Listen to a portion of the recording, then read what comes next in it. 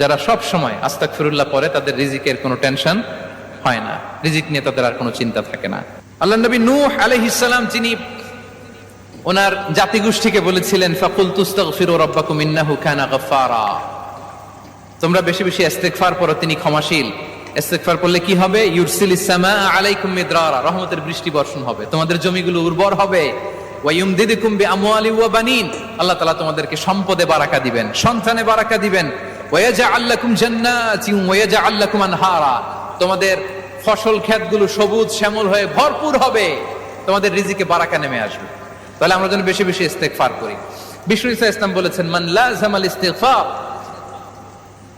জাআলাল্লাহু লাকুম মিন কুল্লি দিকিন মাখরাজা ওয়া মিন কুল্লি হাম্মিন ফারাজা ওয়া ইয়ারযুকহু মিন হাইসু লা ইয়াহতাসিব, যে সব সময় ইস্তেগফার পরে তার কোনো টেনশন থাকে না, তার জীবনে দুশ্চিন্তা আসে না। আর এমন